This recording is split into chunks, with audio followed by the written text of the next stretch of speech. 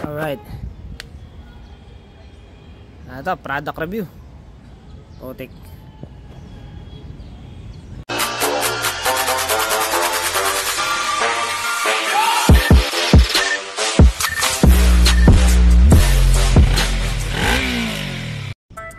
Ito na, nakuha ko lang to sa Shopee. Hindi ko alam kung goodies. Putik, ayaw mag-focus. Hindi ko mabasa. Putik. Tingnan natin kung ubra dito. Pag ubra, lagay ko sa ano, sa auto. Kasi auto namin ganun din. Ito makinis pa. Ito sama eh. Ito yung kung ubra tong hanip na to.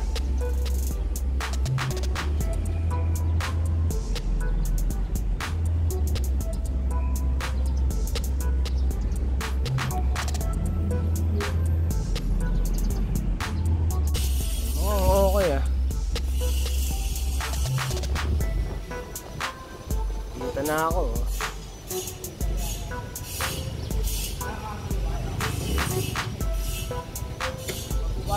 Ano pa?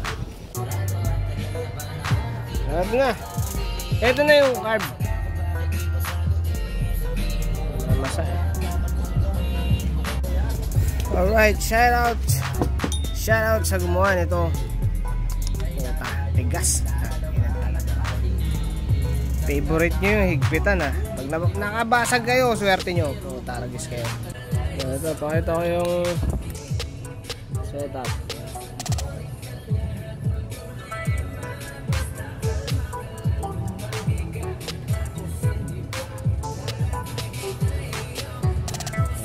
Gumalaw ang float ball.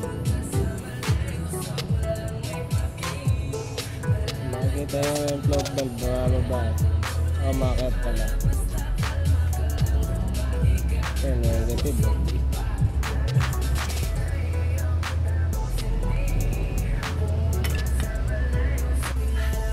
Float valve yan. Pinwersa yung float valve.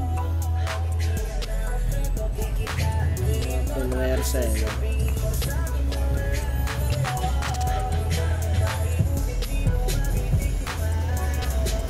Ayan, pamalit natin. Alright. Walang pwersahan. Hanip. Pilot jets. Ito natin yung size. Alright.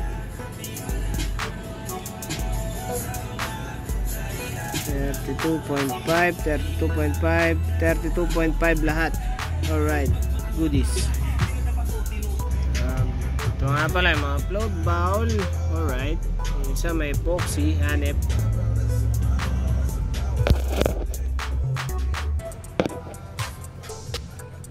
Hanip.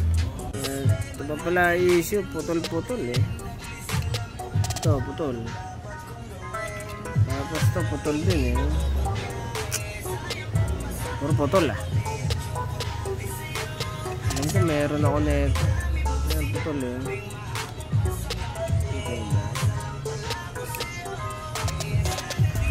Putol ah. Mukhang sobra laki ng ano na ito. Hindi ko alam kung sa jet. Kasi naka-open pero nakakabiro eh.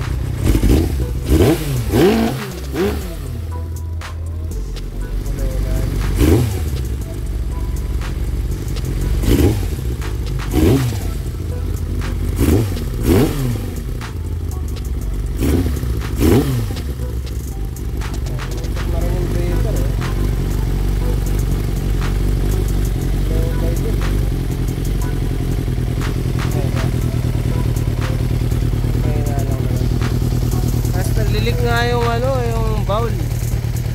Tumutulo oh. Palitan yung bowl ng putik. Pakita ko lang na tumutulo talaga. Basa eh.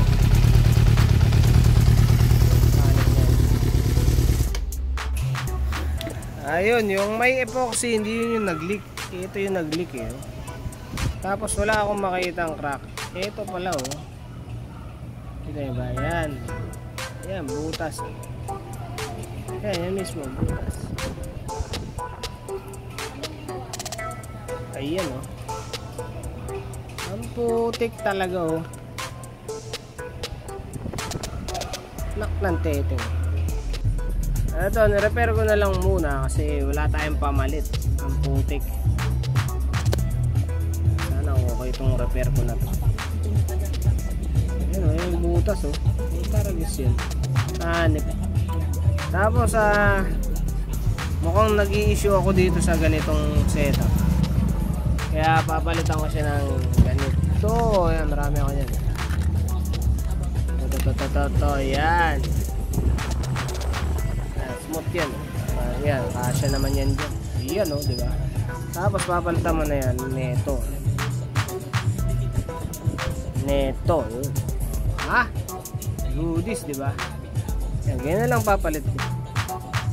Kesa yung ganitong setup. Ito kasi sure ball, walang lip. Makinis kasi ito, bago. Ba, hindi ito bago ah. May mga bago pa ako na ito. Baka na dumihan lang. Dumihan lang. Sama kasi ng mga luma. Ganito ipapalit. Putik. So ayan, ganyan yung itsura pag pinalitan na yung luma. Aha. Tignan pa natin yung iba pa. Nakalimutan ko mag-video. Wala nang leak. Ito yung yan, nakababad lang yan. Babad lang yung dextrose. Nangyari ko.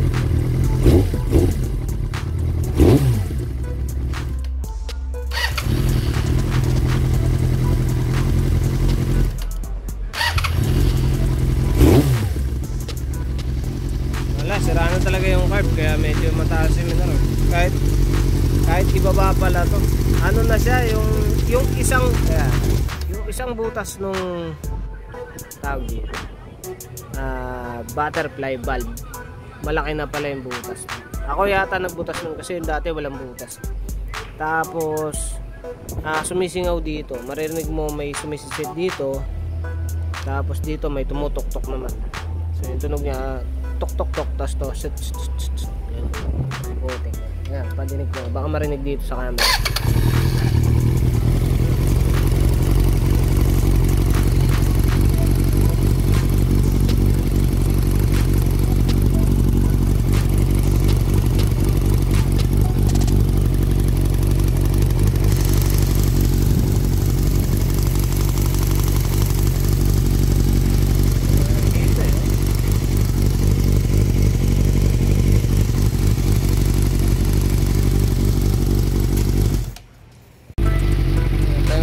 Bumukas yung pan, tinagal ko na yung dextrose.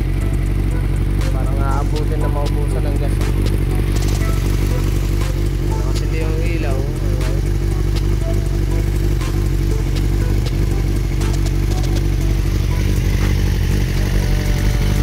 Mandar na ba yung pan?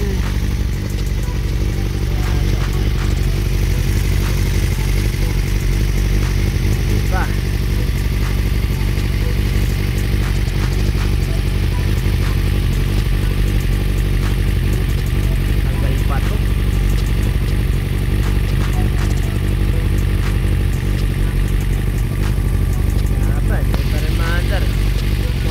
Na ng gas ko. Ayan, sinusuin ko pa yung tangke, mamaya na nga lang. Mamaya ako na lang monitor kung pag gumana yung fan, kasi yung problema pag gumana daw yung fan, namamatay na. Hindi ko yun nga, yung charging lang yun. Gusto pa pala, may expose. Ayusin natin yan. Ayan, maubusan na ng gas ko, wala na laman to.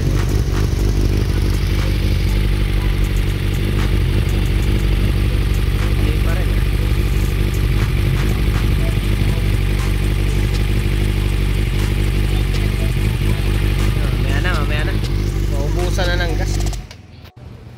So ito, papalitan ko na rin ng tornilyo kasi ang haba, tas allen pa, ang putik.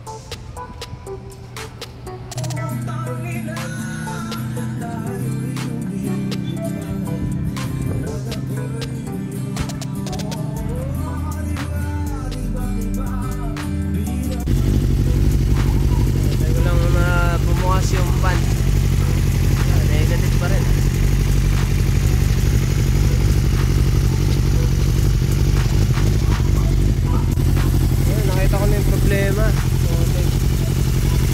bubuksan yung fan, mag-ano siya, mag-iiba siya ng andar.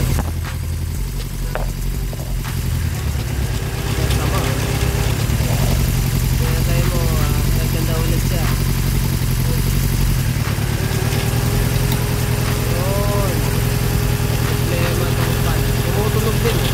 Ayan o. Sayad-sayad. Baka sumasayad lang kaya ganun. Sumasayad eh.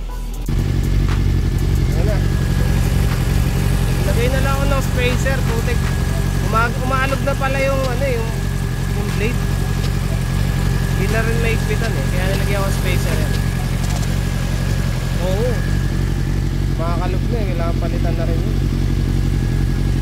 Baka bumigay na rin yun.